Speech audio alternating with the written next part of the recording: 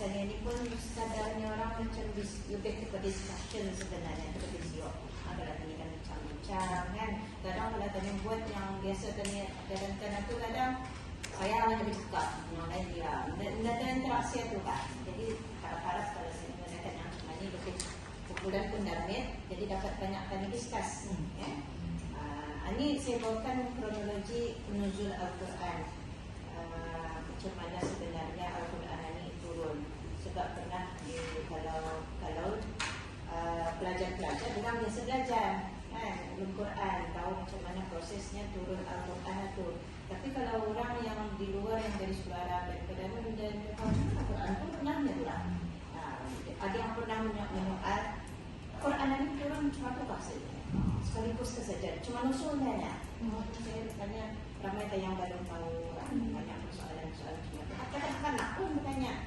Yang bertanya, jadi kan tadi hampir dengan Ramadan yang bisanya sebenarnya tujuan ini hampir-hampir nuzul Al-Quran lah, tapi dapat cuba juga untuk sebelum tadi datang bulan Ramadan ini banyak lebih kenalan sudah dengan Al-Quran, dengan ayat siam. Ini proses nuzul Al-Quran.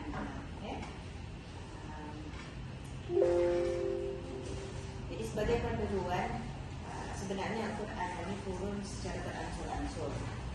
Dalilnya, banyak dalil sebenarnya. Salah satunya ayat Al-Quran ini, ayat surah Al-Furqan ayat 32. A'udzu billahi minasyaitonir rajim. Wa qala alladziina kafaru laula nuzila 'alaihi al-Qur'an jumlatan wahidah.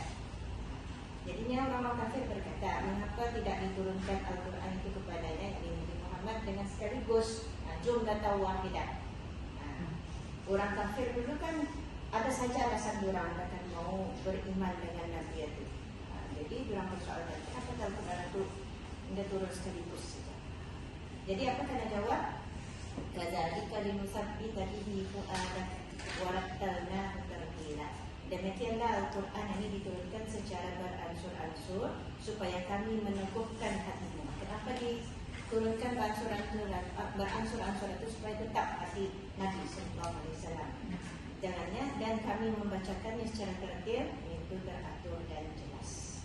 Satu-satu. Sebab ada yang sebelum ini kan ada saya terangkan tentang tadabbur, tentang tilawah, macam mana sepatutnya dari tilawah Al-Quran ini ia ada dengan tertil. Kenapa tertil? Secara teratur dan jelas.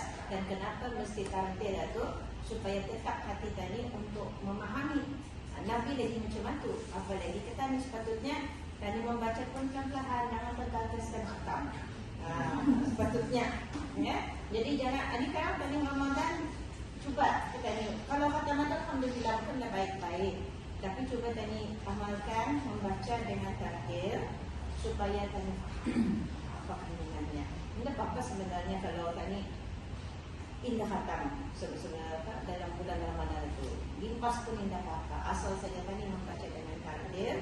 Dan supaya tadi faham maksud Al-Quran, supaya tadi tetap juga keyakinan kita ni faham sudah ayat-ayat Al-Quran. Jadinya Al-Quran itu sebenarnya indah diturunkan kepada Nabi SAW secara sekaligus. Tidak, ia sikit-sikit.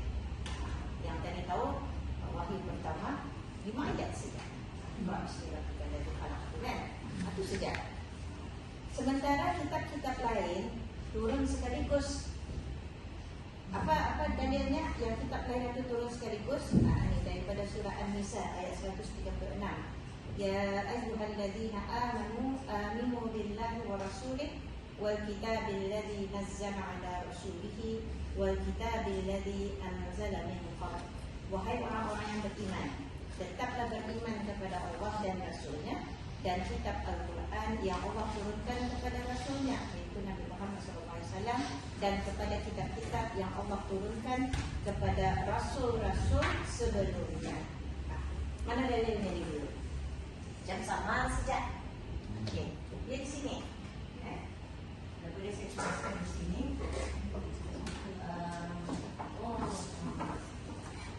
Okey.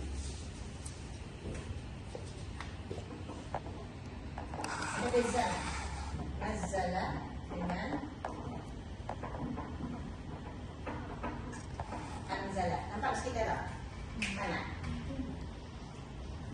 Ni Anzala, Anzala. Nampak? Bagi kita mana apa bezanya tu?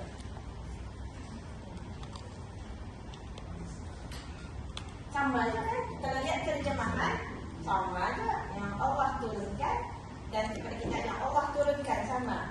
Tapi sebenarnya kalau dikatakan dalam bahasa Arab, di sebalik ni, baris ni sebenarnya ni, ini yang membawa maksud beransur-ansur. Ya. Sementara anitah yang membawa maksud turun saja. Turun sekaligus. Ya, walaupun lebih kurang sama, tapi barisnya itu sudah nampak berbeza, kan? Ia berbeza ataukah menunjukkan kalau nazala menunjukkan ia beransur-ansur. Turunnya itu dah sekaligus. Ya? Boleh nampak? Ya. Jadi ini dalil menunjukkan bahawa kitab yang terdahulu turunnya sekaligus. Para ulama mengatakan kenapa nabi-nabi dulu itu yang turun segala Injil, Zabur apa itu diturunkan sekaligus. Sebabnya nabi-nabi itu bukan dari ummi, diorang tahu baca, diorang faham tu, diorang tahu menulis apa. Sebab itu dah diturunkan sekaligus. Cuma tidaklah diceritakan dalam Quran ataupun dalam hadis pun sekalipun macam mana sebenarnya usulnya. Sebab sampai ini tadi kita jumpa macam mana usulnya kitab-kitab yang dulu tu kan, apalagi suruh-suruh dia apa tu ini. Tidak ada tadi sampai kepada kita ni. Okey. Jadi kalau tadi lihat ni je. Kalau tadi lihat dalil lain yang ayat kuasa kan.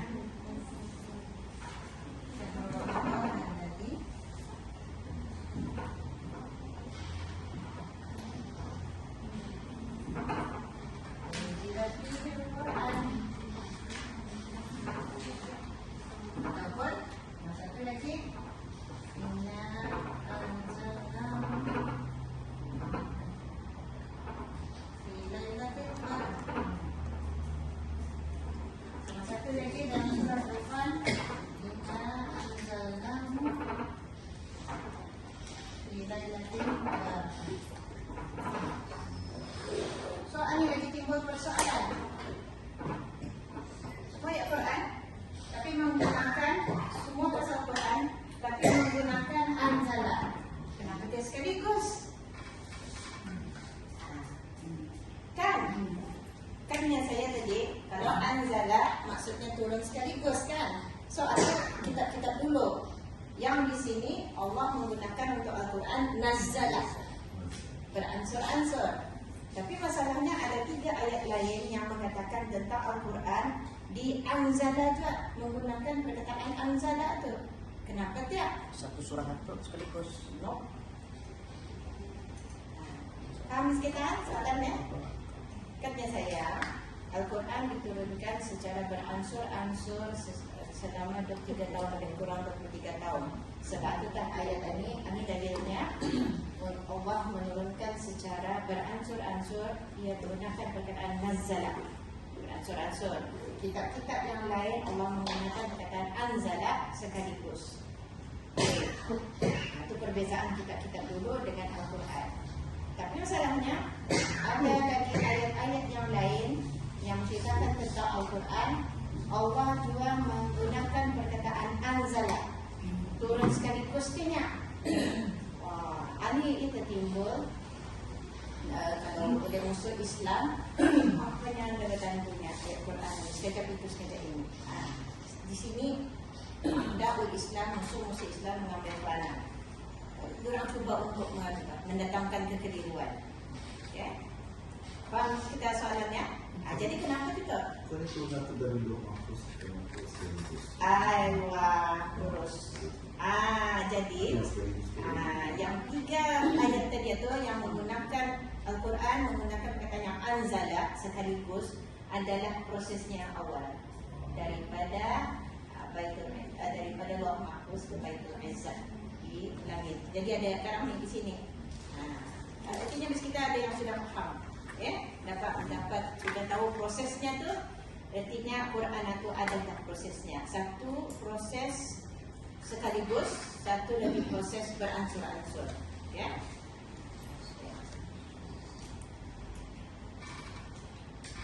Jadi ini yang dalil yang lain lagi, Al-Quran itu diturunkan secara beransur-ansur. Surah Al-Isra ayat 106. Wa Qur'anan faraqnahu litaqra'ahu 'ala an-nasi 'ala muktin wa nazzalnahu tanzila. Ini lagi jelas. Dan Al-Quran itu kami turunkan dengan beransur-ansur. Faraqnahu. Faraqnahu itu ikut makna asalnya kami cerai-ceraikan. Maksud asal, tapi artinya beransur-ansur, step by step, peringkat demi peringkat. Supaya engkau membacakannya litaqra'ahu 'alan nas, supaya membacakan kepada manusia ala muksin. Muksin ini muhlin, lahan-lahan slowly. Itu antaranya juga hikmah kenapa diturunkan beransur-ansur. Macam tadi mengajar pun di sekolah. Tidak ada kan sekaligus hukum hari ini.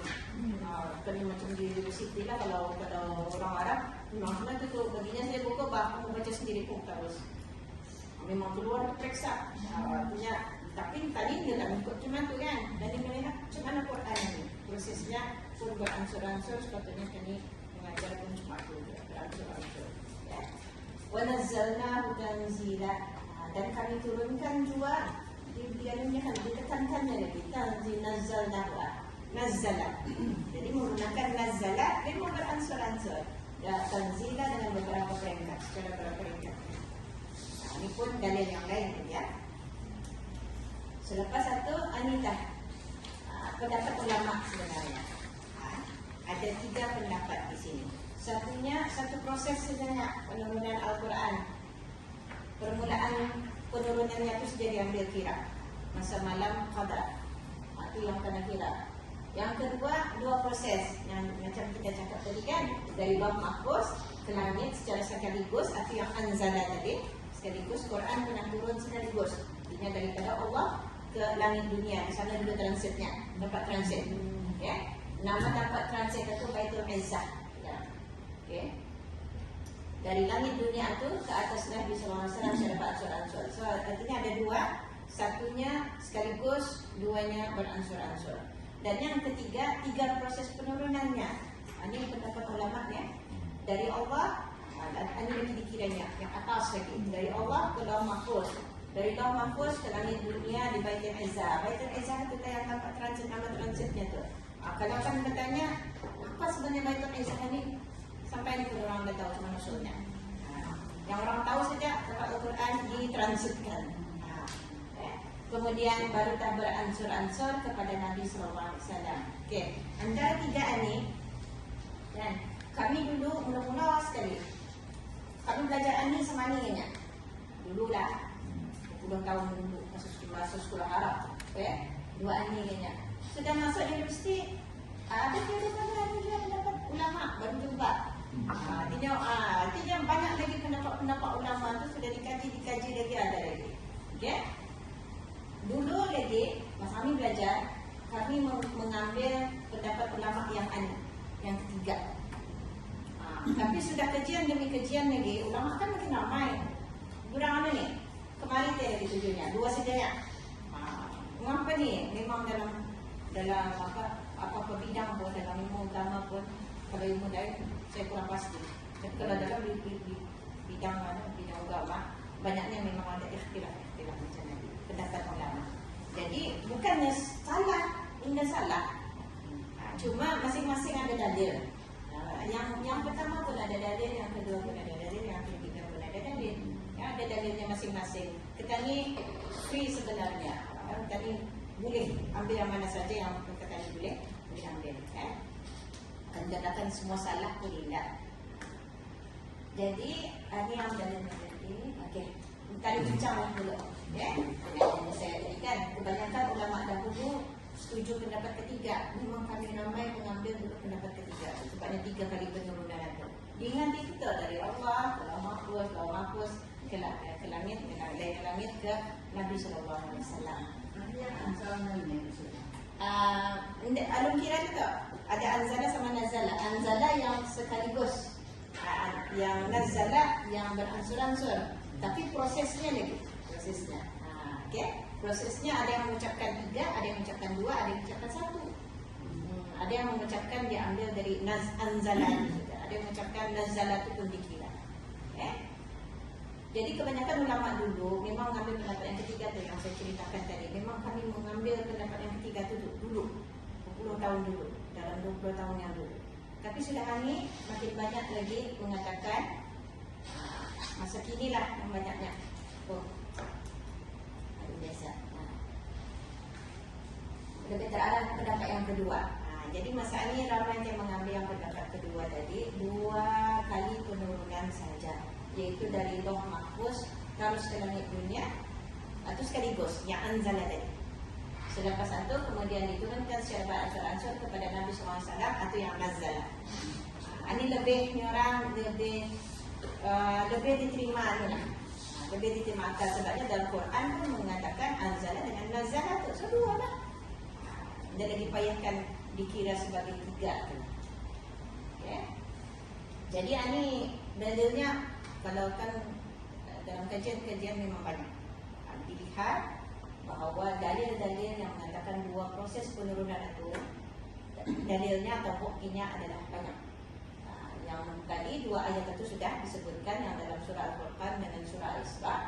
Kemudian ada riwayat asar ini biasanya daripada sahabat. Ya, ini yang daripada Ibn Abbas kan. Riwayat asar maksudnya daripada sahabat. Al-Quran diturunkan sekaligus pada malam Al-Qadar ke langit dunia yang merupakan tempat kita. Lalu Allah SWT menurunkannya pula kepada Nabi SAW, sebagiannya diikuti dengan sebagian yang lain. Maksudnya beransur-ansur. Ini jelas daripada Ibn Abbas sendiri memberitahu 2 kali proses penurunan.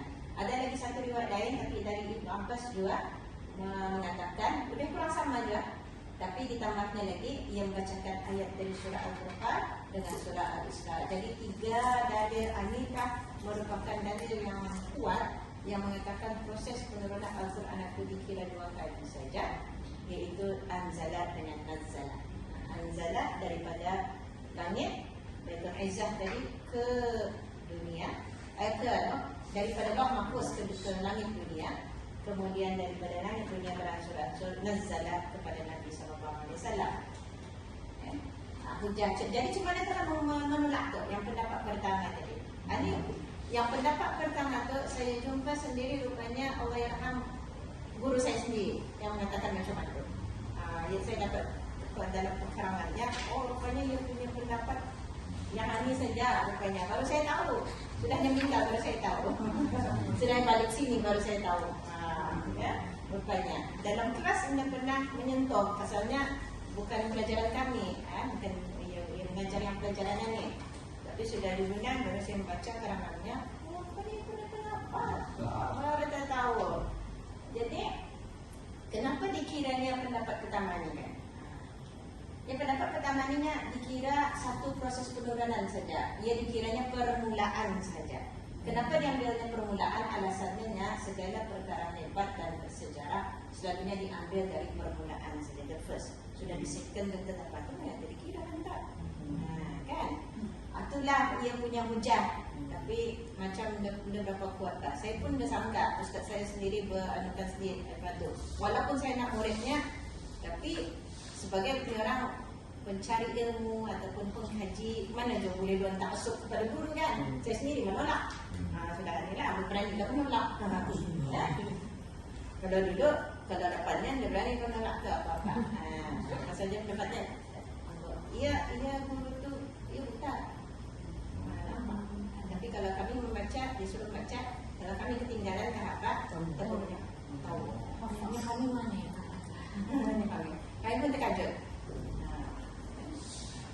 Adalah azim lah dengan yang macam tu. Ya,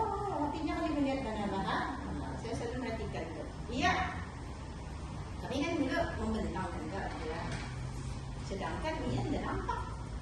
Tapi yang menyuruh kami yang bini-bini ini membentang di kelas dia. Kali marahlah yang laki-laki. Kenapa yang dada nak pergi depan kelas? Dia akan tanya, asal kamu nampak, aku tidak nampaknya. Sebabnya dia menjaga perempuan. Sebenarnya malu kami kentor kalau dapat apa. Jadi dikumpulkan yang begini semua membentang depannya saja. Artinya aku dah nampak. Tapi tahu itu tanya takut ke tidak, saya sendiri takut aja. Ketara takut dan gagal dia. Tapi dia mengucap bisa ya binti. Sebab nama saya kan nama Brunei ada binti. Saminah binti Haji Adia. Jadi saya kena gelar sana jadi binti, okay? Jadi bintinya. Sebabnya takutnya. Oh, karena ada orang lain yang aku menampak kaunya. Jadi baca lah yang saya bisa. Yang takut. Saya azim ke dia ni. Saya. Menurutnya anak tu, ia paling dengan bukannya itu ia straight, very straight, tapi banyak ilmu lah tu, banyak pengajaran tu. Walaupun ia bukan tu pun bininya pun banyak. Kalau pernah kami salah, ada yang selalu yang menangani ini ya, bini kan, kami fikir anaknya. Kali rupanya bininya. Kami salah, apa tahu? Mudah.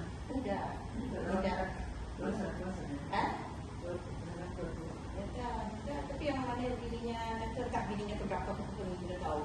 Yang saya kenal tu ada anaknya. Itu saya fikir aku anaknya juga. Rupanya tu. Kami pun pandai sudah. Ya, azim. Jadi hujahkan menolak. Ini hujah-hujah ini pun ustaz-ustaz yang lain juga yang di Jordan dan Turkmen Amin menolak. Tapi diorang bisa bukannya berkelahi. Diorang secara ilmiah menolak pendapat Syaibani itu biasa. Ya? Jadi sebenarnya alasan ini tidak mendapati ayat surah Al-Isra yang sebelum ini dibacakan. Kan memang ada diturunkan Al-Quran ini ada sekaligus, kemudian turun siapa yang peringkat-peringkat. So itu akan dinafikan kan? Ada ayat Quran. Dia masih juga menyatakan perkara hebat sudah dikira itu Pak. Dan ada juga ayat lain yang menunjukkan bahawa Al-Quran diturunkan sekaligus ke langit dunia itu. Yang tadi yang mana ni?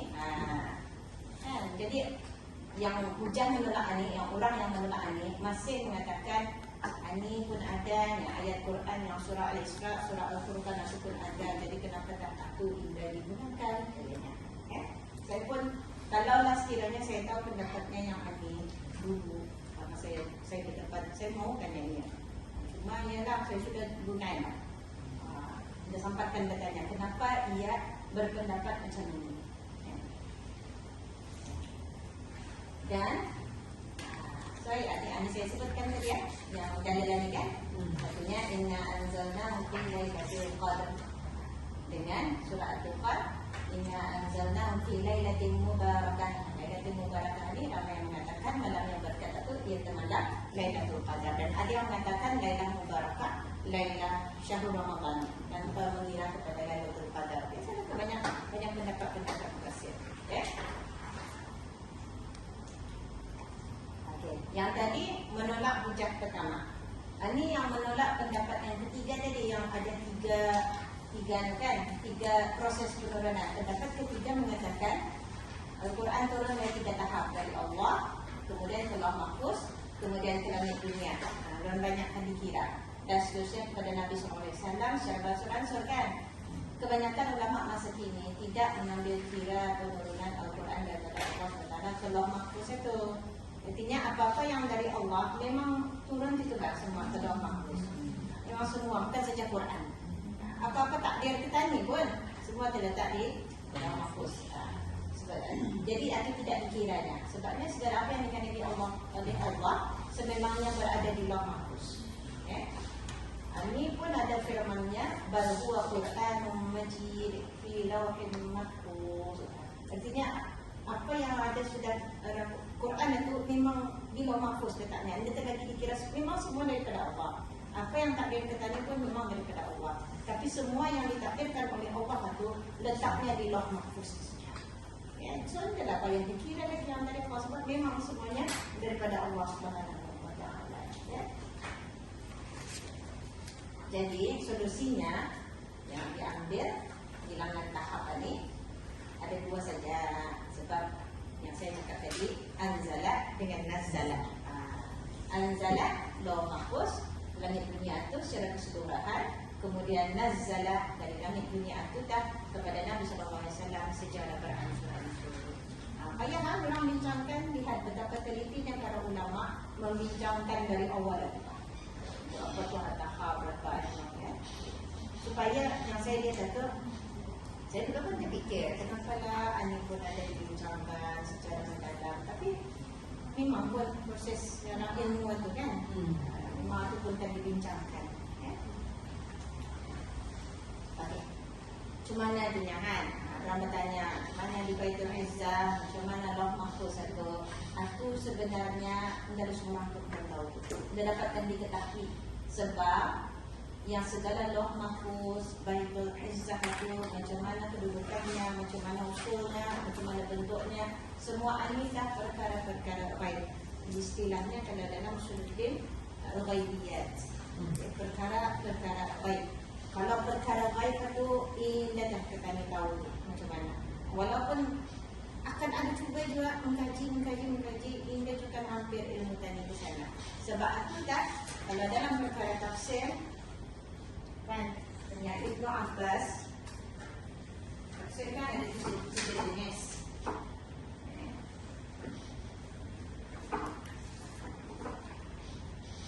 Tafsir Ibnu Abbas kenapa diambil Ibnu Abbas? Kalau pernah saya sentuh, kenapa? Dalam kelas-kelas sebelum ini, kenapa kalau tafsir tafsir diambil daripada Ibnu Abbas? Kenapa saya sebut itu? Yung matang matangnya itu kali Pak. Dari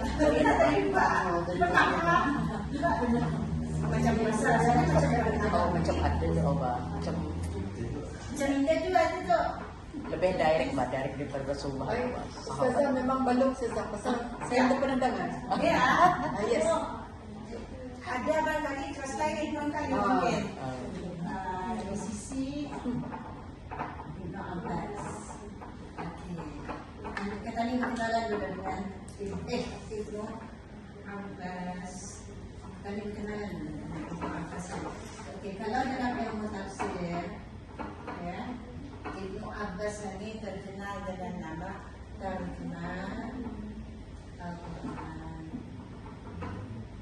Berterjemah Al-Quran, maksudnya bukan yang terjemah bahasa lain, tapi ia yang paling tahu tafsir. Terjemah Al-Quran wa habrul ummah. Habrul ummah ini maksudnya tinta umat Islam. Kalau dia sudah tintanya untuk Quran, dia tahu, dia yang paling tahu.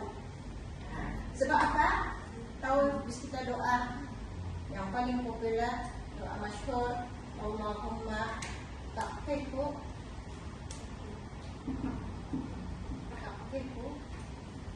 fitin. Ingat doa ni? Doa alimhu ta'wil. Ingat ni? Allahumma faqihna fid din wa 'allimna ta'wil. Begitukah? Ini doa khas Nabi kepada Ibnu Abbas, mendoakan ia supaya ia tahu ilmu takwil. Takwil itu tafsir ya. Faqihu fid din artinya mendalam, ia tahu hal-hal agama. Wa 'allimhu ta'wil, dan ya Allah berikanlah ilmu ia dalam bidang takwil dan tafsir.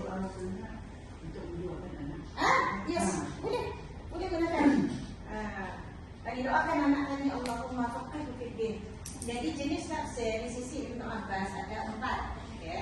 Tafsir yang semua orang boleh tahu. Semua orang boleh tahu. Maksudnya yang simpel-simpel saja.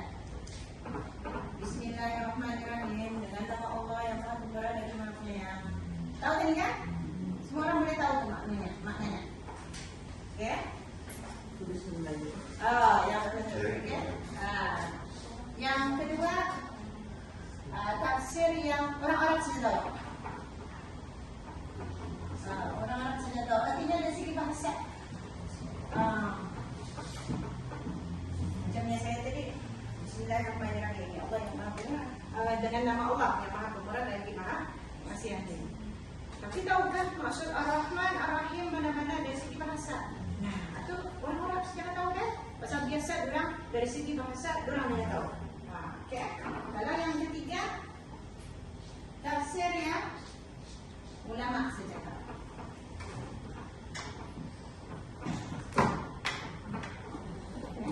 Artinya, yang belajar mana-mana, yang mu'anif, yang bidangnya mana-mana. Okey? Ada orang belum semua orang tahu. Dan yang keempat, Allah saja yang tahu.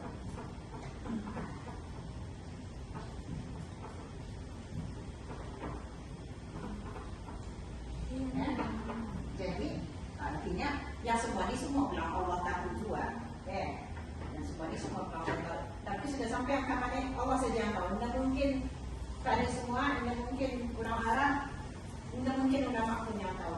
Jadi ini contohnya dia kayak hal-hal lain yang jadi misalnya, kalau dalam ilmu tafsir dikenali dengan ayat mutasyabihat. Gimana mana-mana. Setakat yang tadi tahu cerita-cerita kan. Tapi usulnya mana-mana itu Allah saja yang tahu. Itu hanya gambaran-gambaran kan. Jadi kan mendalam pun kalau habis kita tanya pun ustaz-ustaz ulama-ulama pun tidak akan tahu. Dan bukan label-label macam mana Baitul Izzah, macam mana Allah Mahfud. Ini bukan tahu. Namanya loh kan. Kalau ikut bahasa orang Arab tahu loh ni apa? Loh ni macam kayu ataupun peti tapak menunjukkan. Loh itu loh. Tapi kalau yang loh mahfuz yang Allah punya itu macam mana soalnya? Ulama pun tidak tahu. Jadi itu yang Allah saja yang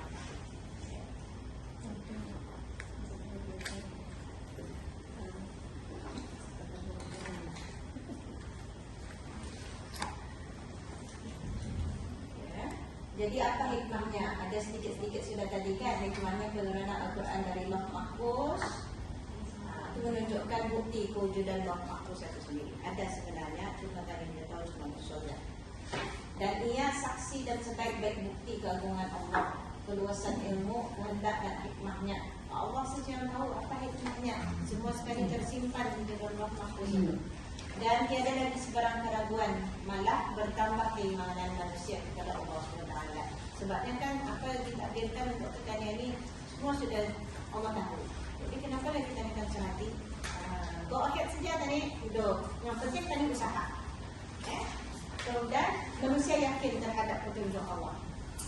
Dan manusia merasa tenang dan reda dengan kekuasaan serta ketentuan qada dan qadarnya. Dan ini adalah ketentuan Allah. A'udzubillahi minasyaitonir rajim. Ma asaba min musibatin fil ardi wala fi anfusikum illa fi kitabin min qabli an nabra'aha inna dzalika 'ala Allah yasir. Likai la ta'sau 'ala ma fatakum wa la tafrahu bima atakum. Wallahu la yuhibbu kulla mukhtalin fakhur. Tiada satu musibah pun yang menimpa di bumi dan tidak pula diri kamu sendiri melainkan telah tertulis di dalam kitab, yakni Lauh Mahfuz sebelum kami menciptakannya. Jadi walaupun disebutkan kitab di sini, tapi bukan maksudnya Quran, tapi adalah Lauh Mahfuz. Sesungguhnya demikian itu adalah mudah bagi Allah. Kami menjelaskan yang demikian itu supaya kamu tidak bersedih terhadap apa yang telah luput daripada kamu dan tidak pula bergembira dengan apa yang dikurniakannya kepada kamu. Dan Allah tidak suka tiap-tiap orang yang sombong lagi membangga-banggakan diri. Jadi apa maksudnya? Kalau musibah ini kan menimpa di bumi, kenapa di bumi? Apa itu musibah kita timpa di bumi ada? Seperti macam earthquake apa sajalah yang terjadi musibah-musibah di dunia, banjir ke apa lagi, apa sajalah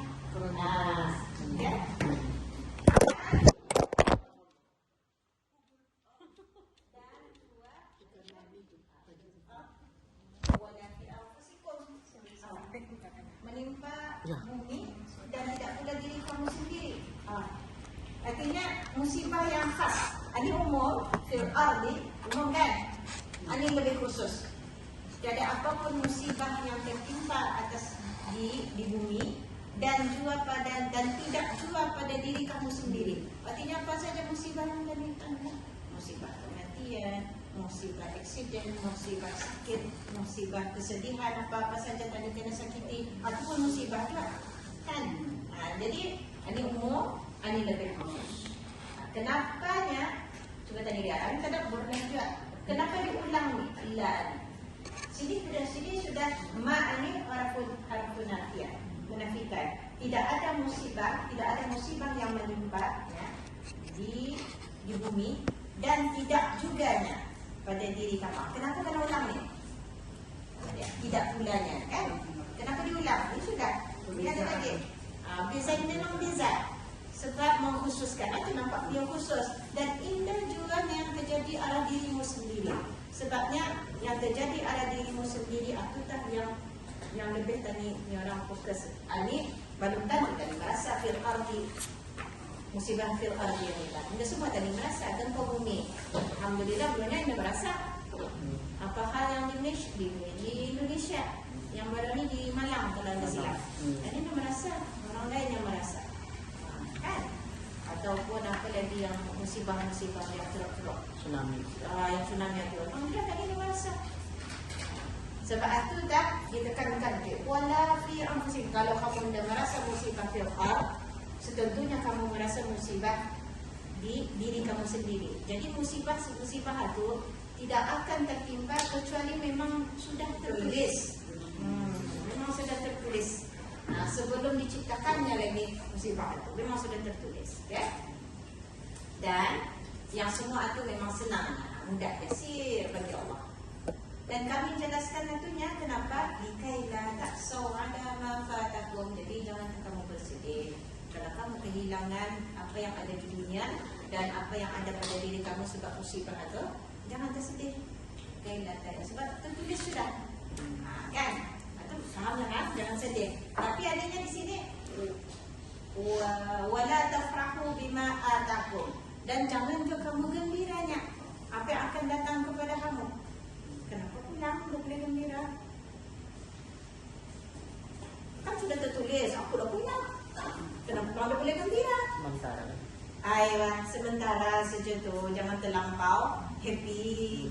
Boleh saja hilang je lah satu tadi kita tahu. Ini menunjukkan tadi anda tahu apa yang tertulis itu ke tadi.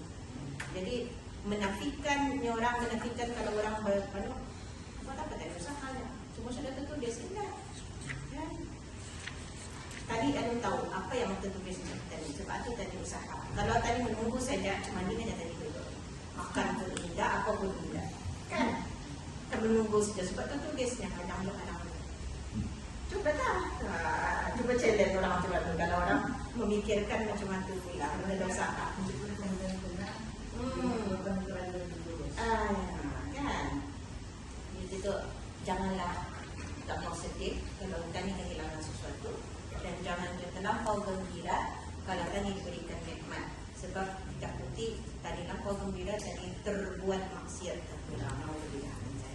Jadi jangan lampau gembira. Sebab itu tak di akhir ayat ini Allah sebutkan wallahu la yuhibbu kulla mukhtalin fakhur dan Allah tidak suka tiap-tiap orang yang sombong lagi membangga-banggakan diri. Sebab itu jangan lampau happy dengan sesuatu kegembiraan. Sesuatu tak kira ujian dari Allah. Ujian everything kan. Dapat ujian Allah. Ujian sebenarnya. Ujian sama ada tadi bersyukur benar-benar ataupun tadi riakkan alhamdulillah kan. Feel sudah kan feel. Yes.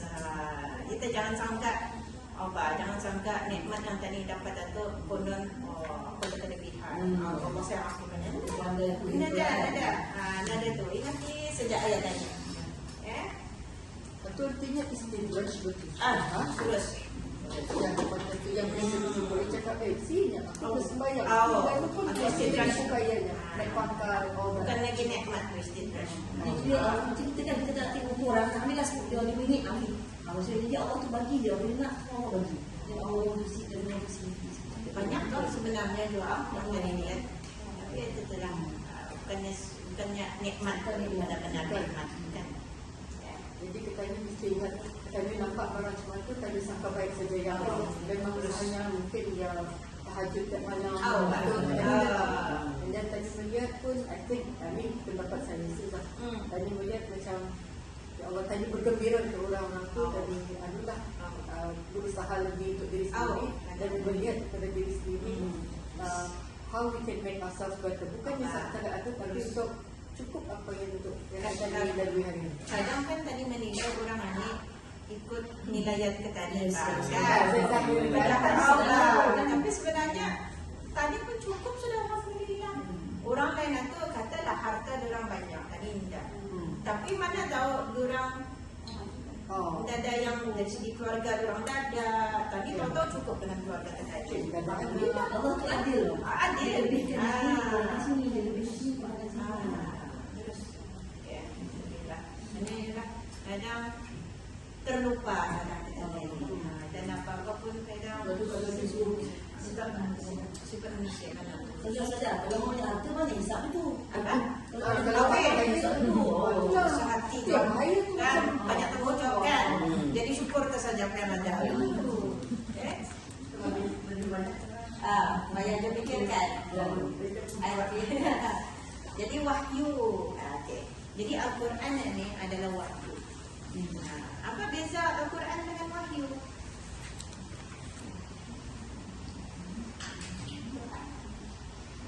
Apa? Abnad, Musaibah. Apa Quran, apa wahyu? Bah.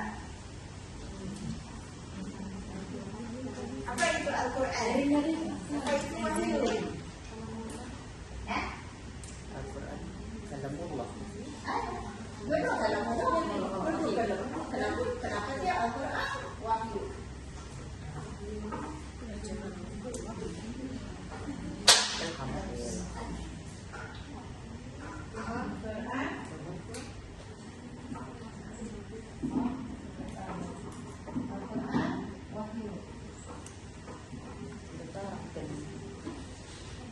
Al-Quran atau wahyu sama. Al-Quran adalah wahyu, tapi Al-Quran memang ya khas.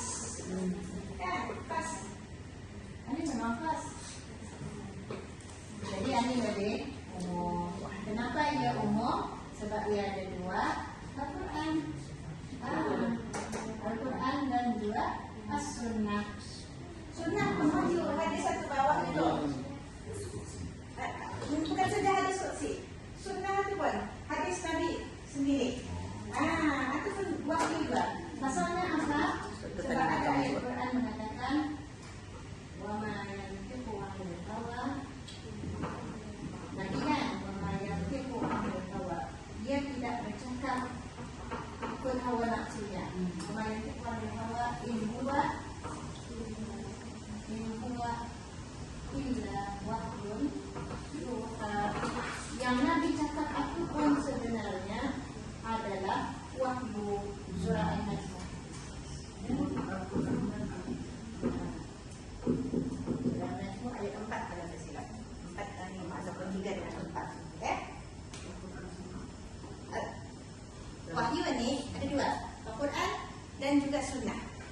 Bukan saja hadis qudsi, sunnah Nabi itu pun sebenarnya ia tidak cakap melainkan dari Allah juga. Okey? Anda ia akan bercakap apa suka tinggal saja. Itu pun dikira wahyu. Sebab itu kan wahyu ini apa? Ia lebih umum.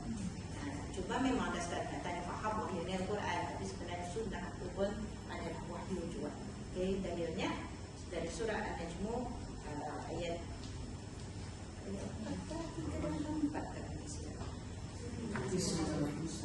3 dan 4. Sunnah itu ada pun masih itu waktu kecil masih Ayat 3 dan 4 saja. 3 4. masa dia dah itu Enggak. Maksudnya Nabi. Ya Nabi. jadi Nabi Ya Nabi. jadi setelah itu baru semua wahyu dan sebelum Nabi bilang Enggak. Jadi apa-apa kejadian yang menunjukkan kepada sebelum Nabi jadi Nabi, kan kadang ada dikatakan ada keajaibannya. Itu bukan mukjizat, itu irhas. Irhas namanya. Ya. Kalau itu kalau ikut makna benar-benar the founder namanya saya tahu namanya istilahnya adalah irhas, bukan mukjizat. Jadi apa-apa mukjizat yang terjadi adalah selepas Nabi menjadi Nabi. Yang sebelumnya adalah dipanggil bukan mukjizat tetapi adalah irhas. Irhas. Sebelumnya tuan. Yang sebelum. Okey.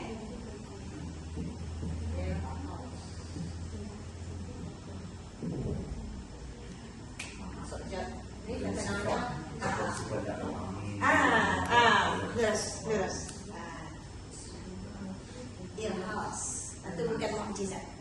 Jadi apa-apa yang keajaiban Nabi selepas dia Nabi atau mukjizat. Apa yang sebelum itu irhas. Kalau sunnah itu tidak semua ada dalam Al-Quran. Enggak, memang enggak. Sebab yang Nabi dari Nabi dengannya Nabi menjelaskan lagi apa yang ada dalam Quran dia jelaskan dari sunnah. Sebab sesembahyang kan di dalam Al-Quran dan lebih mendalam. Kedetailan sunnah. Sunnah ni yang mengajarkan. Jadi dia macam sunnah ni kan macam peraturan utama, ada tata caranya. betul. Kaedah ada kan ada tiga lagi. Qaul, cakap Nabi, fi'lun, perbuatan Nabi, dan takrirun. Takrirun ni apa yang dia setuju lah. Sama ada dia diam ataupun awalnya sama ada dia diam saja dia setuju itu ya. Dia punya setuju.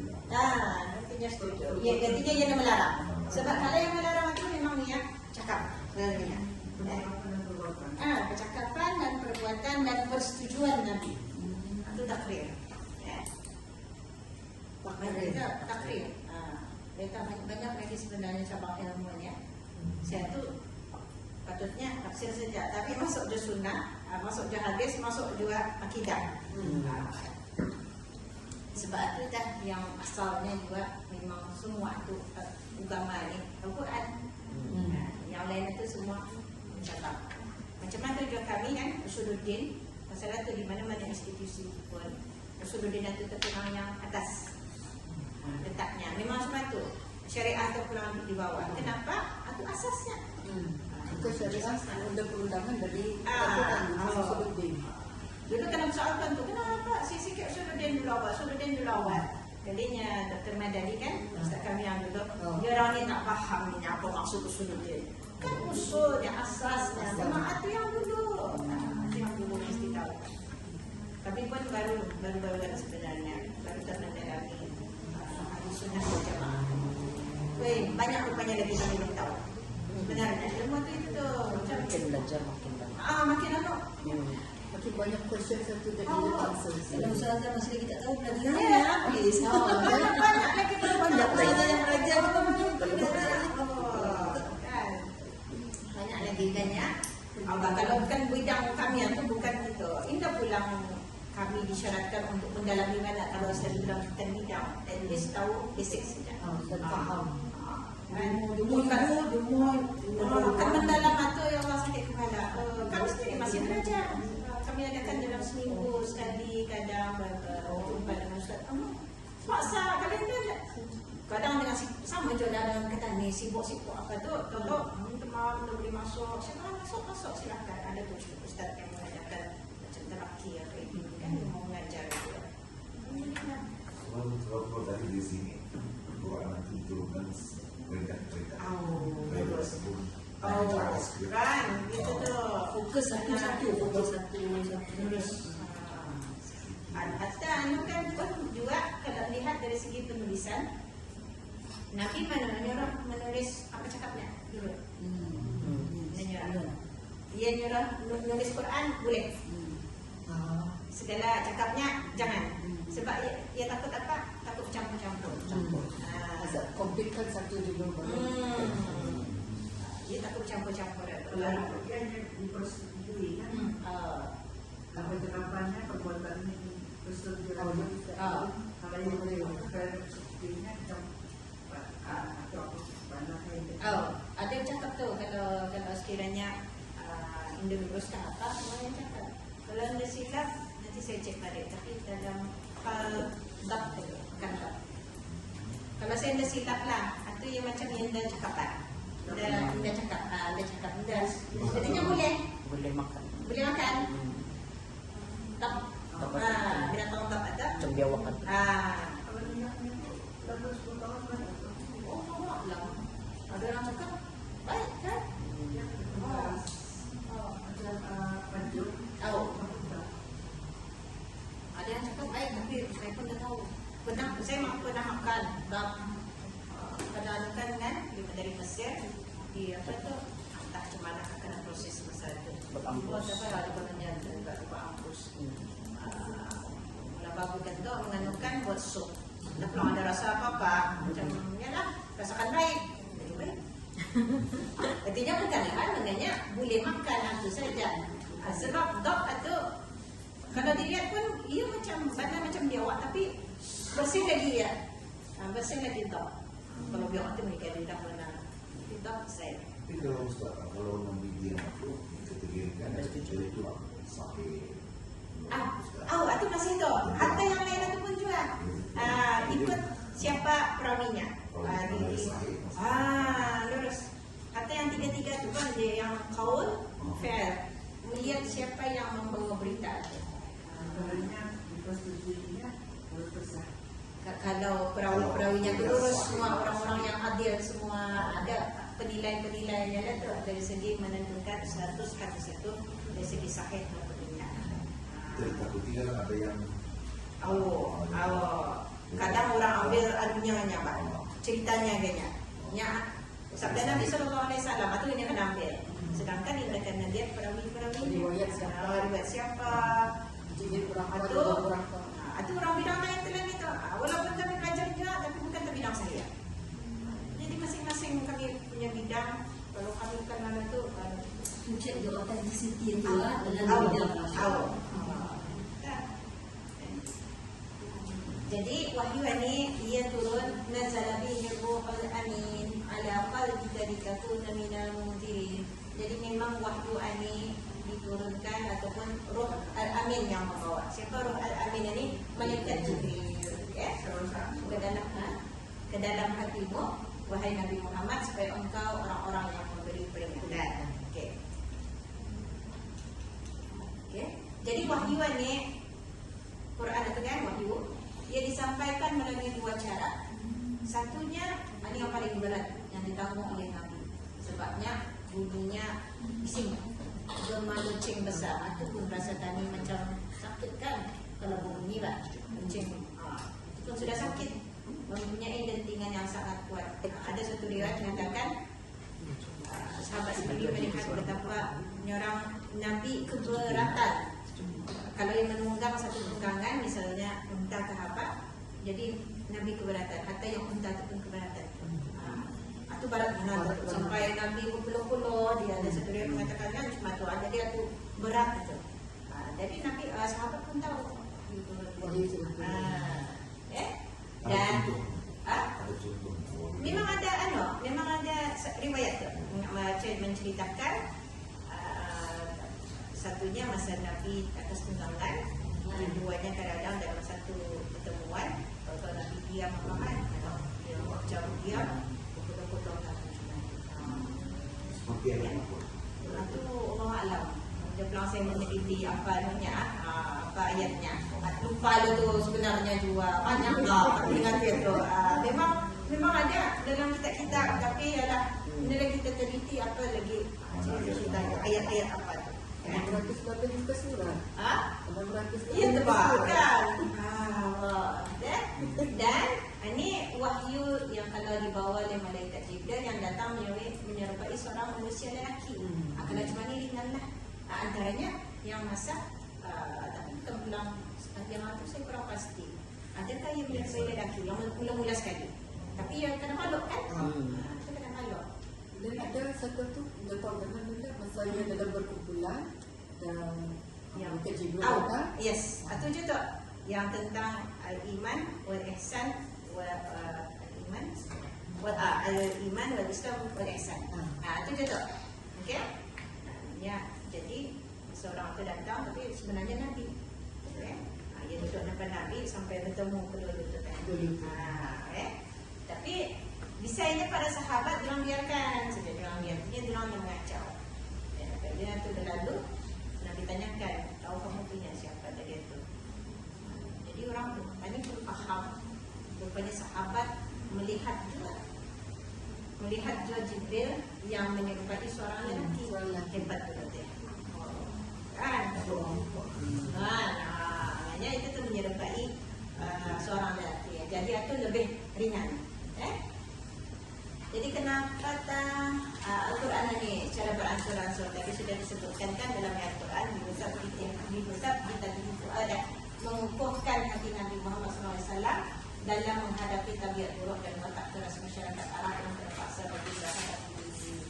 Macam mana kita ni kalau yang dulu kan kalau mengajar yang baru-baruan yang baru hatta university pun sakit kalau menghadapi yang baru tahun 1. Sakit. Kadang-kadang teman cakap saya pun dah sambut tu kalau menerima yang tahun 1. Sebab orang baru berpindah dari proses sekolah biasa, sekolah menengah ke universiti. Bagi orang macam, bagi kami faham tinggi punya, ya Allah bantu. Jauh lah, macam jauh padahal dari itu mana? Naik universiti. Kami mikir dapat kan? Rupanya indah. Jadi intinya saya kalau boleh nak pada tahun 1. Dari segi apa tu yang perbezaannya? Perbezaan dari segi apa? Cara berfikir kah? Cara berfikir, masih lagi durang durang masih lagi fikir macam sekolah menengah kena ajarkan lagi satu-satu kan mungkin. Kalau sedangkan yang mesti indah lagi. Durang yang mesti memikirkan macam mana nak jawab dan durang macam masih Tadi. Mesti kan ada mana melihat. Oh, sebenarnya. Ya tak. Beza mana. Kita komandan waktu pengalaman kami banyak lepas tahun 1 pelajaran itu. Kalau yang lulus amazing tu. Benar. Kalau yang itu yang handal tak benar tu. Terpaksa orang mengulang. Tidak, memang struggle orang nak benar-benar. Is it because mungkin maybe macam no disrespect komandan punya guru-guru maybe transition to prepare kan jadi untuk tahun 1 universiti mesti ada juga semasa form 6 waktu kali. Because masa saya sendiri belajar English literature sama history di maktab bilik.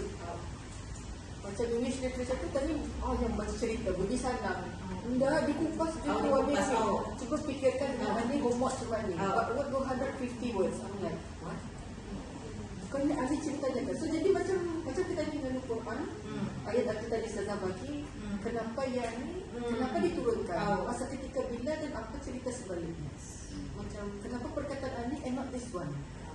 Macam jalasa Quran macam tu. So duduk perkataannya duduk. And yet somewhat macam dalam literature pun lebih bukan dia pulang sama. Have to think about it. And then sudah universiti bila aku mengambil Indonesia dah. Ajin take macam. Tapi kan kalau sekiranya dimulakan cara belajar universiti tu dari pemahaman tu, adakah boleh juga? Sikit-sikit maybe dibagi bayangan kali bagi cara. Itu dah dibagi bayangan. Kita dapat sekaligus terus. Orang sepanjangnya di dalam bayi. Kan sedia betul perang. Tapi kalau mengajar bisnis pun kita dekat dengan curriculum yang ada. Exam Terus ada menentukannya cara mengajar politik, skills, tapi kita kami tak fikirkan aku. Jadi ikut tergantung pada keperluan si ahli itu sendiri. Tapi kan masalahnya macam makin berubah sudah. Maksudnya maksud saya macam pelajar yang saya lihat macam anak-anak saya sendiri kan, dia mulakan presentation apa, universiti sudah. Kreativiti itu kan dia. Presentation dia sudah. Ada bukan kayu dari menengah sudah. Yang sudah rendah pun sudah. Especially Tuhan yang digunakan tahun 2018. Di sana guru-guru itu kembali melatihkan anak. Jadi hasilnya yang jadi sebelum apa tahun kalau hasilnya apa akan berubah. Masa belum berubah, cium-ciumnya pun berubah. Guru-guru pun sudah Kita mudah-mudahan training. kalau sudah masuk universiti itu ada lagi kami menghadapi macam mana tu coba. Mana mereka kesian pula tapi macam mana juga kan. Centered learning Kak. Awak tapi siksa pula. Macam kanak-kanak. Tapi kalau agama payah sedikit tau. Kalau Indong macam pulang buat lah. akademik. Menolong itu kan. Sakit lah juga. Untuk belajar nak. Itu tu perubahan-perubahan sebenarnya. Perubahan-perubahan. Teknologi itu, Oh, teknologi teknologi itu.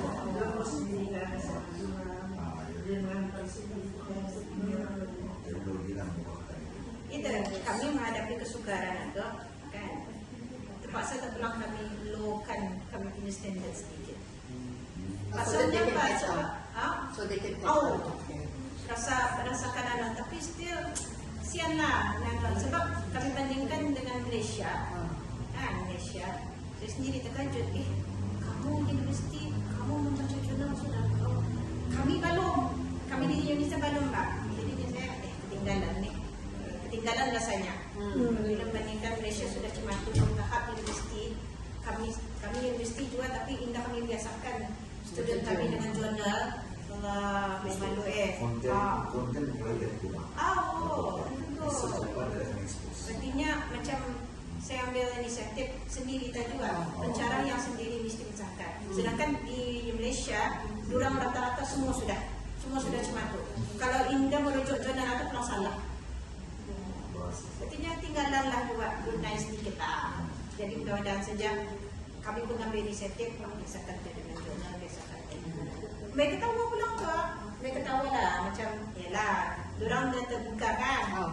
Dah terbuka kadang yang baru ni student tahun 4 ya mau belajar mau kenal ni kan jadi mau kenal mau tahu apa kan sesahnya dia menggunakan teks buku apa kan ninya masyhur soalnya buku ninya buku apa namanya digambarkan ni namanya ipit banyak ipit Video.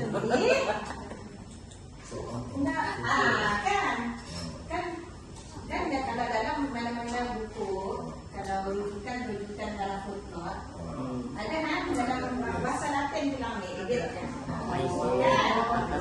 di bawah kan maksudnya ikut saja apa yang sudah dirujuk sebelum ini tentang perujukan sebelum ini jadi sudah ditanya apa katanya bukunya masyhur je perujukan itunya satu gunakan tahun punya saya baik ke dalam teks kalau ada pendapat memang saya ketawa jadinya kesian lah juga jadi dia ajar tahun 4 saya tahun 4 sudah silap kami yang mengajar awal jadi kami tahu kami ambil kami ambil teknot yang cuma tahu mesti kita diajar dari awal supaya dia orang tahu awal tahun 4 sudahan pikirnya nama buku apa bukunya ini yang masyhur mesti dirujuk jadinya dia sudah mau merujuk tapi tahu-tahu Allah bukan nama kitab tu bukan nama buku bukan nama apa tapi sebenarnya kami di akan sedikit terlalu sejak kami di England masa saya belajar saya masuk terus tahun 2 jadi masa tahun 2 itu ada kena paskan satu session macam mana akan membuat kami 3 tahun saja so secondnya third year graduation kan membuat paper yang project anunya final year tu final year paper masanya dia tu aku sudah ada anunya pasalnya cara-cara kami menghadapkan homework apa paperwork mesti ada jadi masalah sudah terbaca. UNICEF pun cuma tu sebenarnya tapi entah macam mana Indah tu jadi praktikkan lah some pensyarah Indah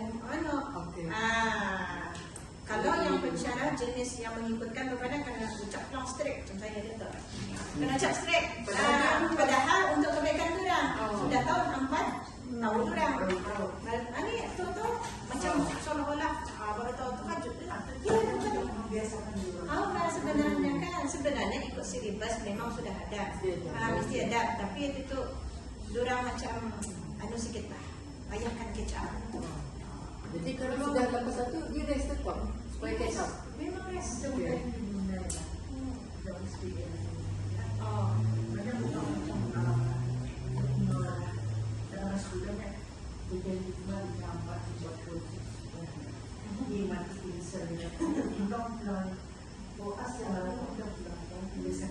Oh, berubah sudah kan? Zaman sudah berubah. Karena aku udah progres kan ini sudah 5 anak baru membuat.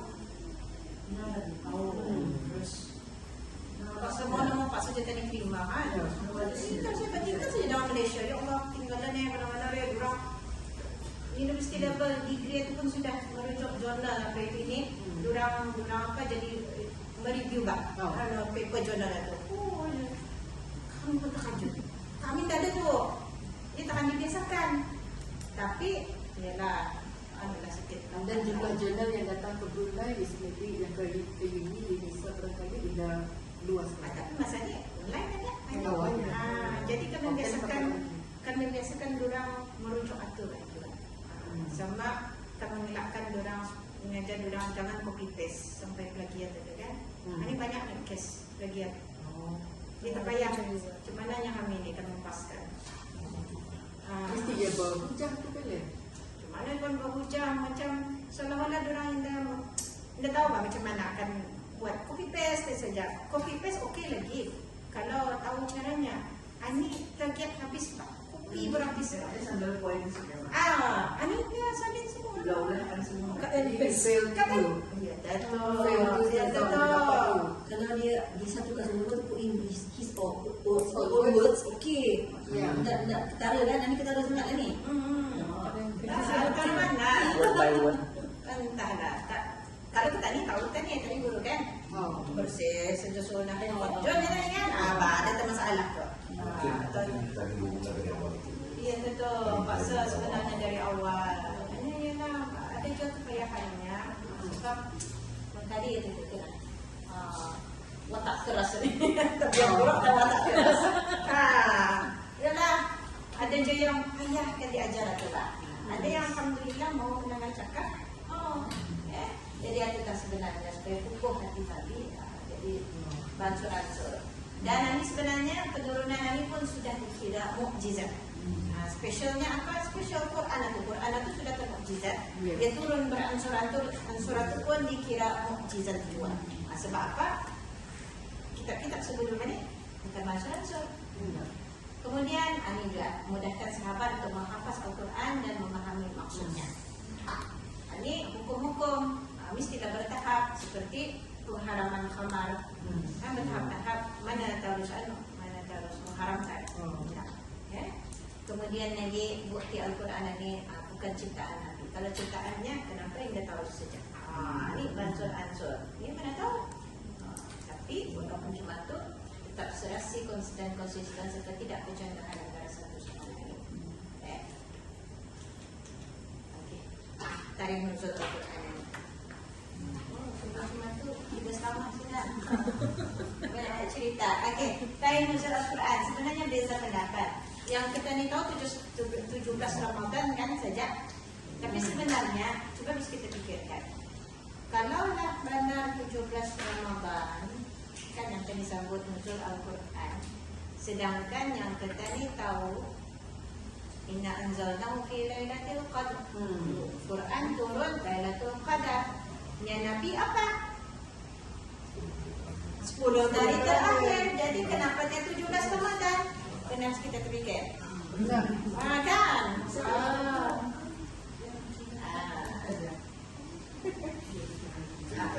yang turun Itu tu kembali kepada itu Islam tu. Tapi ada juga ulama mengatakan diorang mengambil yang 17 Ramadan ini diorang ambil dari surah Al-Anfal ayat 41 menceritakan tentang Al-Furqan wa ma anzalna ala abdina yaumal furqan yaumal taqal jam'an. Ayat ini namanya surah Al-Anfal ia tentang Ghazwa Badar. Peperangan Badar. Ini nak kurang dekat Yaumal Furqan, hari Al-Furqan ini. Yaitu Yaumal Taqal Jam'an, hari bertemunya dua angkatan tentera, perang Badar. Jadi ada yang mengatakan hari Furqan itu hari diturunkan Al-Quran. Sebab Furqan kan ya. Jadi kan peperangan Badar di 17 Ramadan. Sebab itu tak kenal biar 17 Ramadan juga. Terjadinya peperangan Badar adalah bersamaan dengan kejadian nuzul Al-Quran sebelum itu, 13-14 tahun sebelum itu. Sama tarikhnya. Ada yang katakan cuma itu. Yang laginya Al-Furqan ininya memang maksudnya membezakan antara hak dan batil. Itu memang maknanya Furqan. Dan Al-Quran pun dinamakan Al-Furqan kan? Sebab fungsinya membezakan Islam dengan kufur. Perang Badar pun memang membezakan antara orang Muslim dengan orang Muslim. Dan juga dalam ayat yang surah Baqarah tadi, Syahrul Ramadan kan, menyebut juga ada perkataan Furqan. Sab'atu tahta 17 Ramadan ini diangkat jadi tarikh memperingati nuzul Al-Quran yang diturunkan pertama kali kepada Nabi SAW. Yang mengatakan cuma itu. Oke, ini yang lah. Di sini juga jelas bahwa yang dimaksudkan dalam penurunan Al-Quran pada malam Lailatul Qadar ialah penurunan secara sekaligus. Tapi itu masalahnya kan Lailatul Qadar itu yang malam terakhir kan? Malam 10 malam terakhir. Ya. Malam. Ada lagi pendapat lain. 1 Ramadan katanya. Ini mengikut ulama sirah, ulama sejarah. Mengatakan bahwa Nabi SAW dibangkitkan pada hari Senin berdasarkan ada satu hadis dari Abu Qatadah dalam Sahih Muslim. Dan hari Isnin itu pada tahun Nabi SAW dibangkitkan sama ada 7 Ramadan, 14 Ramadan dan 1 Ramadan dan 8 Ramadan. Dan kalau melihat kepada hadis-hadis sahih menyebutkan malam qadar tidak berlaku melainkan pada malam-malam ganjil 10 malam terakhir. Soal ni lah kena ambil malam-malam ganjil 21. Macam logik juga. So ini orang ambil inna anzalnahu fi lailatul qadr. Okey. 7 orang ambil. Ada lagi pendapat ketiga 24 Ramadan. Masalahnya juga ini hadis ini pun hadis ada yang mengatakan hasan, ada yang mengatakan sahih lah. Kita juga. Sebab ini lagi tarang-tarang Nabi bersabda, suhuf Nabi Ibrahim turun malam pertama Ramadan, Taurat 6 Ramadan, Injil 13 Ramadan, Allah menurunkan Quran pada 24 Ramadan. Masalahnya memang ramai ulama mengatakan sama ada status hadis ini hasan dan ada yang mengatakan sahih. Jadi sebab itu dah pendapat ulama itu banyak tentang tarikh-tarikh ini. Okey? Ini punya bertepatan dia laginya dengan surah Al-Baqarah dengan surah Al-Qadar. Tapi sini saya nak buat. Okey, saya nak buat di sini. Di sini walaupun ia menggunakan bertepatan dengan surah Al-Qadar dan Lailatul Qadar. Dan ini pun diambil daripada hadis Nabi yang hasan atau sahih ini juga. Ada yang mengatakan pada tahun tersebut Lailatul Qadar turun pada 24 Ramadan. Bukan pada malam ganjil. Jadi itu hujah surat. Sebab supaya kan hadis ini kan sama ada hasan atau sahih. Intinya yang dhaif yang palsu. Jadi untuk menyelamatkan nama ini, kalau ulama mengatakan malam qadar terjadi pada 24 Ramadan hanya pada tahun tersebut sahaja. Pada masa Quran turun. Itu saja. Tapi lepas itu memang pada 10 malam terakhir memang malam ganjil sebenarnya. Okey? Sebab aku tanya Nabi 10 malam terakhir. Mana yang spesifik Kan? tarikh? Kan? Okey. Jadi sebenarnya yang tentang satu kepala. Perbezaan sebenarnya biasa. Ia kalau dalam ilmu tafsir, ilmu ulum Quran, perbezaan sebenarnya bukan maksud percanggahan, tapi hanya kepelbagaian pendapat. Kalau yang bercanggah itu nampak itu ada salah. Tapi ini tidak, kepelbagaian pendapat saja. Okey? Sebabnya apa juga, kalau saya cek pun kitab-kitab tafsir banyaknya, tidak membincangkan tarikh sebenarnya. Sebab itu bukan yang utama. Cukup tadi tahu sejak Quran itu turun pada Syahrul Ramadan. Sebab kita Ramadan Syahrul Quran kan. Isu tarikh sebenar bukan fokus utama dalam acara memperingati nuzul Al-Quran. Cukup segera tahu dan terus mengingati saja nuzul Al-Quran yang terjadi pada bulan Ramadan. Itu yang paling penting. Ini yang juga berkaitan lah. Sebenarnya pada bulan Ramadan, setiap bulan percaya roh balik anila. Kononnya syaitan babai, hantu babai, roh yang balik. Cuma mana menyanggah nih? Nah, patutnya tadi sanggah sebenarnya. Satunya, cuma tadi sanggah, roh ini adalah rahasia Allah. Dia termasuk dalam hal-hal ghaibiyat tadi kan yang saya katakan tadi, hanya Allah saja yang tahu tentang roh. Okey? Dalilnya ini, wa yas'alunaka 'anil ruh qul ruhu min amri rabbi wa ma utitum minal 'ilmi illa qalila. Dan mereka bertanya kepada Muhammad Nabi Muhammad tentang hakikat roh ini. Cuma usul roh kita tahu. Katakanlah roh itu adalah daripada urusan Tuhanku dan kamu tidak dikurniakan ilmu pengetahuan melainkan hanya sedikit saja. Ada tadi ilmu tentang roh sedikit? Ada. Bila? Itu masa roh kena cabut sudah. Ada yang tadi tahu saja. Sekadar aku saja tadi tahu. Di mana roh itu enggak tadi tahu. Hatta masa tadi tidur pun roh di sini ada dalam ayat Quran selepas ini.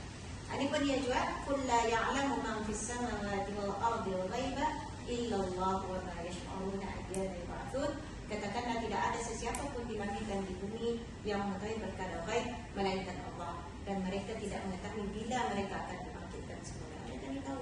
Allah saja yang tahu perkara-perkara gaib ini. Yang kedua, cuma tadi menyanggah khurafat tadi, roh manusia mati berada di alam barzakh. Hatta idza jaa ahaduhumul maut qala rabbi irji'un la'alli a'malu shalihan fima tarak kalla innaha kalimatun huwa qailuha wa min wara'ihim barzakhun ila yaumi yub'atsun. Sehingga apabila sampai ajal kepada seorang daripada mereka, dia berkata, ya Tuhanku, kembalikanlah aku ke dunia supaya aku dapat mengerjakan amalan saleh yang aku telah tinggalkan. Tidak sekali-kali. Kalla, tidak boleh berbalik walau apapun. Sesungguhnya itu hanyalah kata-kata yang diucapkannya sahaja sedang di hadapan mereka ada barzakh. Sebab artinya kata ni alam barzakh. Barzakh ini maksudnya pendinding ataupun penghalang daripada kembali ke dunia. Walaupun alam barzakh, kita lagi dapat melompat balik ke dunia. Okey? Kalau orang putih panggil purgatory itu saja. Apa tu? Purgatory. Oh, P-U-R-G-T-O-R-Y. Not here, not there. oh. Ada juga. They do have. Dalam mana ni? Dalam agama orang Kristian. Dalam agama adanya. That's dorang. Artinya macam perantara, di antara pula. Maksudnya they're in purgatory. Ya, macam dorang they believe yang sudah once they die, dorang masuk ke the heavens. Oh. But then yang ada yang macam alun tanjung tempatnya. Itu tu di awang-awangan. Bahasa. Cuma itulah.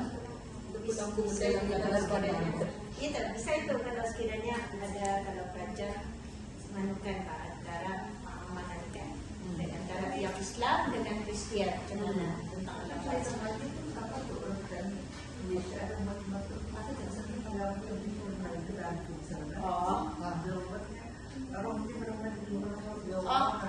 Kononnya. Oh ya Kak. Siapa kalau kononnya indahnya masih ada masih ada di dunia. Padahal yang ada tu itu syaitan sebab iblis. Wala na si Jin betul di tempat si Jin.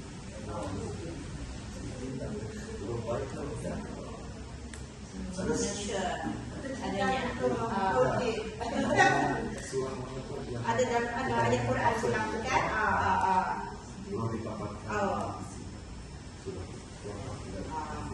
Dia ada gitu. Nanti meneliti lagi balik. Okey. Jadi yang ketiganya ini juga orang yang sudah menjalani ditahan. Di mana ia ditahan itu di alam barzakh itu tidak akan kembali semula ke dunia. Ingat. So, kalau tadi tidur, kami pun sebenarnya roh tadi kami tidak. Allah yatawaffal anfusa hina mautiha wallati lam tamut fi manamiha. Fayumsiku allati qada 'alayha al-mauta wa yursilu al-ukhra ila ajalin musamma. Inna fi dhalika laayatin liqaumin yatafakkarun. Allah mengambil nyawa manusia ketika matinya dan memegang nyawa yang belum mati. Ada pegang. Yang tidur semasa tidurnya nih, semasa tidurnya. wallati lam tamut fi manami, yang tidak mati dalam tidurnya, artinya Allah pegang. Maka dia menahan nyawa orang yang ditetapkan matinya dan melepaskan nyawa yang lain. Artinya tadi bangun, berbalik roh ke tadi. Ada realnya nih, sehingga sampai ajalnya yang ditetapkan. Kalau roh tadi kita berbalik masa tadi tidur atau ajal tadi itu sudah tuh. Artinya Allah sudah menetapkan diambil. Sesungguhnya pada yang demikian itu benar-benar terdapat tanda-tanda kekuasaan Allah bagi kaum yang mampu berfikir. Ya Allah, kami dah sadar pun roh tadi time tidur yang tadi tahu nyaman tidur. Terus sebenarnya tadi ada roh, kan? Bersyukurlah apabila roh tadi itu berbalik. Adakah orang yang ada bangun tidur dia cakap yang ada mimpi ini? Adakah rohnya itu macam kan tadi mimpi terus? Because saya sendiri kalau tidur ada mimpi pak. Ada mimpi. Jangan. Bapak kalau tak mimpi pun macam masa subuh ataupun kadang-kadang apa Lupa. and then ada yang cerita, aku mimpian ni. Ada orang ingat macam orang ada mimpi, aku tidur dan ada mimpi. Dan tadi dan memang aku benar-benar mati ke. Benar-benar takut. Ada tidur yang minyak banget tu. Kalau ada mimpi ya. Tidur benar. Ini pegangan begitu sah. Kalau cuma tidur, ya cuma tidur tu. Tidur yang minyak banget tu. Kan? Berikut kisah dalam cerita Nabi Muhammad. Dia Nabi dia tidur. Dia macam apa namanya? Badannya tidur kalau gimana? Ya kau. Belum pernah dengar tu. Sebab kan Nabi pun dia macam manusia. Manusia tu.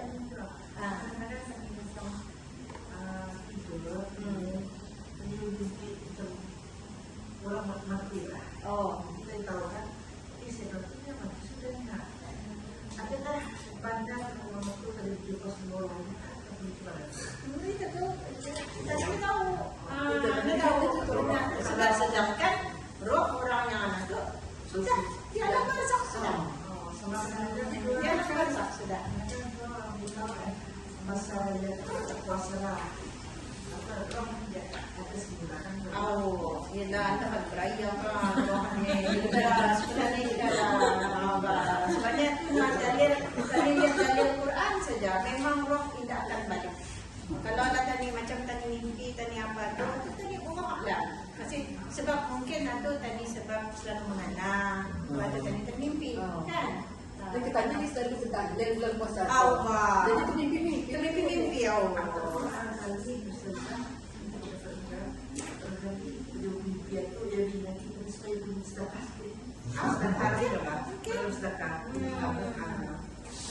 Ataupun ialah dari Allah kan digerakkan hati kita ni supaya biasa tahan mati hati juga. Allah Ta'ala dan Kita kan saya pernah terakhir mimpi benar-benar ingat dan kepala mimpi my father sama brothernya yang sudah meninggal. Jadi sudah beberapa minggu dengan ini lagi. Allah ni. Okey. Semua lagi sedang namanya main nak tidur kan. itu apa sebenarnya? Takut gua macam Desain yang dipengaruhi apa yang kita lihat. Itu dari segi sains. Dan memang sains itu pun mana bercanggah dengan ayat Quran, bercanggah. Sebab memang ayat Quran mengatakan yang anak tu menjadi kebal. Roh itu memang di alam barzakh dan ada lagi urusannya dengan kita. So yang percaya benar pula kepercayaan sebelum Nabi kan banyakkan dianukan dibetulkan. Ada yang terangkan yang saya bawa itu bukannya roh jin kawin Mana? Kan yang menyerupai. Ada orang boleh melihat orang kan. Allah Alam sebab tadi anda merasa anda tahu saya tahu kita adalah yang pernah ada yang orang belajar saya pun tak ingat siapa orangnya baru sekali pernah menjaga orang atur. Okay, dia berjumpa lepas saya mengajar. Sekalinya dia ada kan dia masalah lah, tapi yang bagi tahu dia boleh nampak banyak. Kan? Jadi dan endingnya ada sebenarnya yang ikut belajar Ustazahnya. Saya pun jadi kemampuan situ. Ya masa itu lagi melihat ke belakang tak apa kan katanya ya Allah Subhanahu wa. Ya tahu lah, tapi saya macam orang berani saja. Saya cakap alhamdulillah lah ada orang ikut belajar tapi dalam hati subhanallah. Dah lagi mau akhir balik lepas satu. Cakaplah payah pulangnya pasal dia nampak atunya, tapi ialah yang sebetulnya dia cuba untuk macam belajar lagi kan. Oh, tu pasal Sebenarnya ada orang macam jadi dia cerita sikit. Orang cerita kalau macam tahun-tahunannya. Kalau kita punya tu yang punya satu aku dia pernah ceritakan lah. Kita nak berbicara lah. Keduanya sebab ada orang tu karena sihir atau dia yang sihir daripada dia. Kita orang tahu lah kalau memangnya artinya kosong ada tidak kalau orang nampak. Nah keluarga kalau nampaknya semuanya kalau disihir ulang ataupun pada saat sebelah dia intinya itu. Dan kaya sedar ya tu. Ya, tapi semua dengan izin Allah lah. Semua dengan izin Allah. Itu mustahil. Tapi saya pun mau. Jangan nampak.